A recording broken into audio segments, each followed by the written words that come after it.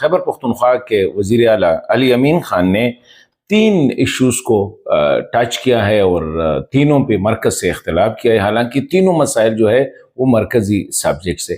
تو سوال یہ ہے کہ کیا وہ اس میں کامیاب ہو جائیں گے؟ پہلا جو ہے ریفیوجیز یعنی افغانوں کو نہ نکالنا، اس نے جو اعلان کیا یہ مرکز کا سبجیکٹ ہے، تو اس پہ عمل کیسے کریں گے؟ نمبر 1 اس پہ بات کریں گے، اور ساتھ ہی علی امین خان نے یہ اعلان کیوں کیا، وہ کیوں افغانوں کو نہ نکالنا، کوئی پریکٹیکل ریزن ہو سکتی ہے، اور اس پہ بات کریں گے کہ وہ 3-4 جو اہم وجوہات ہے جس کی بنا پہ علی امین خان تردد کا شکار ہے، وہ نہیں چاہتے ہیں کہ افغانوں اب خیبر پختونخوا سے نکل جائے۔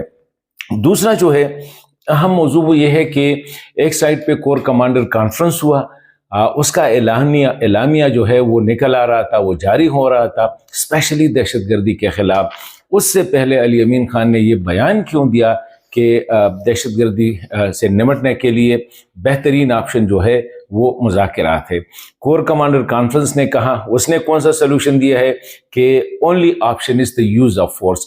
ابھی علی امین خان نے یہ بیان کس کے کہنے پہ دیا اور کیوں دیا، اس پہ بات کریں گے۔ اور آخر میں افغان حکومت کے ساتھ جو علی امین خان چاہتا ہے مذاکرات، یہ ایک بڑا ٹرکی ایشو ہے افغان حکومت کے ساتھ مذاکرات کا۔ مرکز کہہ رہے ہیں کہ TOR جو ہے وہ نہ وہ صوبے نے بھیجنا ہے، آج علی امین خان نے کہا کہ میں 2 مہینوں سے انتظار کر رہا ہوں، ادھر مرکز کہتا ہے کہ ہم 2 مہینوں سے انتظار کر رہے ہیں، نمبر 1۔